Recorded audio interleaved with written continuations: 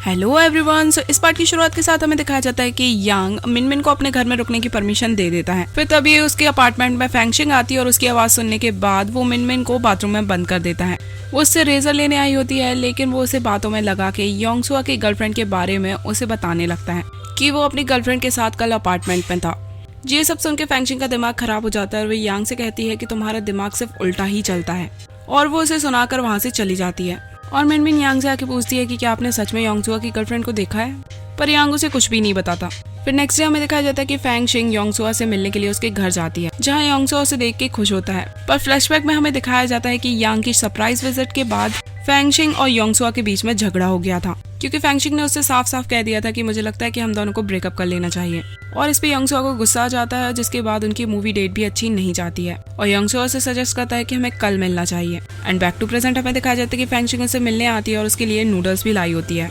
जिसके बाद योंगसुआ उसे बैक हग करता है और उसे बताता है कि उसे जल्द ही साइड पे जाना पड़ेगा क्योंकि उसे काम है। जिसके बाद फैंगशिंग उसे किस करती है और उसके लिए कॉफी बनाने के लिए किचन में जाती है, जहाँ पे उसे फीमेल परफ्यूम की खुशबू आती है और इस बारे में वो योंगसुआ से पूछती है तो योंगसुआ उसे हंसकर टाल देता है। और इसके बाद वो क्लाइंट से मिलने के लिए चला जाता है, जबकि फैंगशिंग पूरा घर साफ करती है। वहीं दूसरी ओर हमें मिनमिन और उसके फ्रेंड्स को दिखाया जाता है, जहाँ पे मिनमिन काफी परेशान होती है ये जाने के बाद कि योंगसुआ की गर्लफ्रेंड उसके साथ उसके घर में रहती है, और वो सभी योंगसुआ से मिलने के लिए उसके घर जाते हैं, जहाँ पे फैंगशिंग दरवाजा खोलती है, पर उसका गेटअप देखकर वो लोग उसे योंगसुआ की मेट समझ लेते हैं और वहीं बैठ के योंगसुआ के आने का वेट करते हैं। इसके बाद फैंगशिंग योंगसुआ को कॉल करके सब कुछ बताती है और उसे कहती है कि जब तुम घर आओ तो मुझे एक मेट की तरह ट्रीट करना। फिर योंगसुआ घर वापस आता है, पर उसे लगता है कि फैंगशिंग का इस तरीके से क्लीनिंग लेडी का दिखावा करना ठीक नहीं है, पर फैंगशिंग उसे कहती है कि कोई बात नहीं और उसे अपने फ्रेंड से मिलने के लिए कहती है। योंगसुआ बाहर आकर देखता है कि उसके फ्रेंड्स वो केक खा रहे हैं जो कि वो फैंगशिंग के लिए लेके आया था, और उन लोग से पूछता है कि आखिर तुम लोग मुझे बता के क्यों नहीं आए। तो मिनमिन की फ्रेंड उसे बताती है कि हम तुम्हारी गर्लफ्रेंड को यहाँ देखने आए थे, पर हमें तुम्हारी यहाँ पे मेड मिली, और उसे बताती है कि मिनमिन को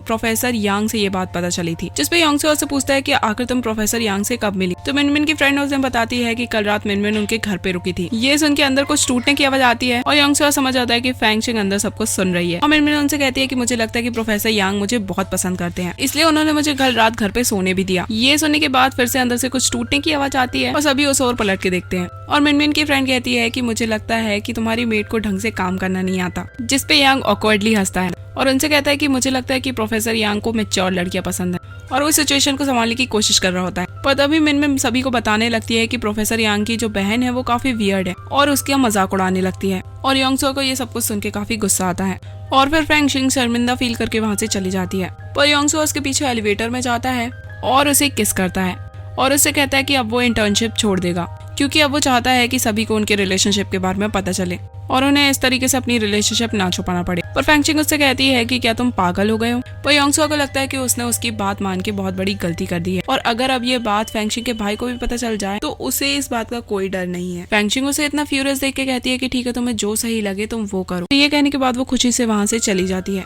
वहीं दूसरी ओर हमें दिखाया जाता है कि कोंगसुआ जो कि ना चाहते हुए भी अपनी फ्रेंड की हेल्प कर रही होती है चुआंग को इम्प्रेस करने में, और फिर वो उन दोनों को अकेला छोड़कर अपनी ब्लाइंड डेट के लिए वहाँ से निकल जाती है, और चुआंग भी उसे जाता देखकर ज्यादा खुश दिखाई नहीं देता। फिर हमें दिखाया जाता है फैंगशिंग को जो कि मिस्टर लूमिंग और कोंगसुआ को एक दूसरे से इंट्रोड्यूस कराती है, और यहाँ पे मिस्टर लूमिंग को कुछ ठीक नहीं लग रहा होता है। फिर वो साथ में बैडमिंटन खेलते हैं और फैंगशिंग जीत जाती है, जिसके बाद कोंगसुआ मिस्टर लूमिंग को ज्वाइन करती है और वो दोनों फैंगशिंग को हरा के खुश होते हैं, जबकि फैंगशिंग जानबूझ के हारी होती है। और इसके बाद वो कुछ एक्सक्यूज बनाकर उन दोनों को अकेला छोड़ के वहाँ से जाने लगते हैं, पर मिस्टर लूमिंग उसे पकड़ लेते हैं और उससे काफी ज्यादा नाराज होते हैं उन्हें इस तरीके से डेट पे सेट करने के लिए। फिर नेक्स्ट सीन में हमें दिखाया जाता है कि फैंगशिंग अपने पेरेंट्स को बताती है कि उसने मिस्टर लूमिंग को कोंगसुआ से मिलाया, और ये जानकर उसकी मॉम उस पे भड़क जाती है क्योंकि वो खुद तो सिंगल है और दूसरों की मैच मेकिंग करती हुई फिर रही है। फिर फैंगशिंग को पेरेंट्स से ही पता चलता है कि उसका भाई यांग योंगसुआ के साथ बाहर डिनर कर रहा है, और ये सुन के वो घबरा जाती है कि कहीं योंगसुआ सच में यांग को कुछ बता ना दे, और ये सोच के वो घबरा जाती है और वहाँ से जल्दबाजी में निकलती है।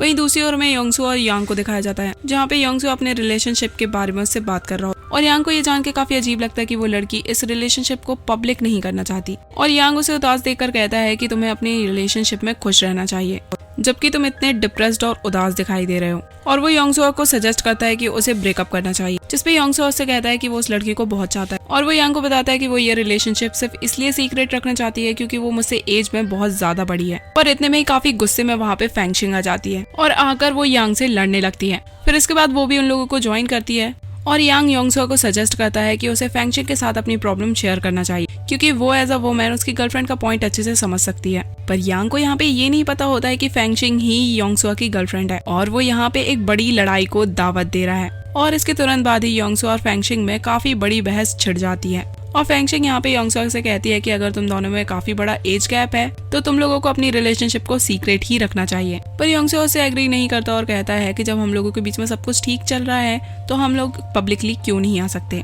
और उन लोगों की बहस सुनने के बाद यांग योंगसो से कहता है कि मुझे लगता है कि तुम्हारी गर्लफ्रेंड तुमसे इतना ज्यादा प्यार नहीं करती है। और ये सुन के योंगसो जानबूझ के कहता है कि मुझे भी कुछ ऐसा ही लगता है। और उनकी ये बात सुन के फैंगशिंग को बहुत तेज गुस्सा आ जाती है और वो यांग से कहती है कि जब तुम्हें नहीं पता कि उसकी गर्लफ्रेंड कौन है तो कुछ भी मत बोला करे और फालतू की एडवाइस तो अपने पास ही रखो। और इसके बाद उन दोनों के बीच में भी बहस हो जाती है और वो लोग साथ में ड्रिंकिंग गेम खेलते हैं जिसमें फैंगशिंग बार बार हार रही होती है और यहाँ पे वो काफी ज्यादा ड्रिंक करने के बाद वॉशरूम यूज करने जाती है। फिर तभी यांग की गर्लफ्रेंड वहाँ आ जाती है और वो वहाँ से चला जाता है, जिसके बाद फैंगशिंग काफी ड्रंक हालत में वापस आती है और योंगसो उससे कहता है कि क्या तुम यहाँ पे इसलिए आई थी क्योंकि तुम्हें लगा कि मैं कहीं तुम्हारे भाई को सब कुछ न बता दूं। और वो फैंगशिंग से कहता है कि चिंता मत करो, मैं ऐसा कुछ भी नहीं करने वाला और उसका हाथ पकड़ के उसे अपने साथ बिठा लेता है। पर फैंगशिंग काफी ड्रंक हालत में होती है और कहती है कि तुम अभी अभी चाहते थे ना कि हम लोग पब्लिकली जाएं, और चिल्ला के कहती है कि तो मैं अभी तुम्हें बता दूं कि मैं किसी से नहीं डरती। और फिर बेंच पे खड़े होकर अनाउंसमेंट करती है कि ये लड़का मेरा बॉयफ्रेंड है। ये सुन के योंगसो शॉक्ड हो जाता है और फैंगशिंग उसे पकड़ के किस कर लेती है और ये देखकर सभी लोग उन्हें चीयर करते हैं। फिर अगली सुबह जब फैंगशिंग जागती है तो उसका हैंगओवर अभी तक उतरा नहीं होता है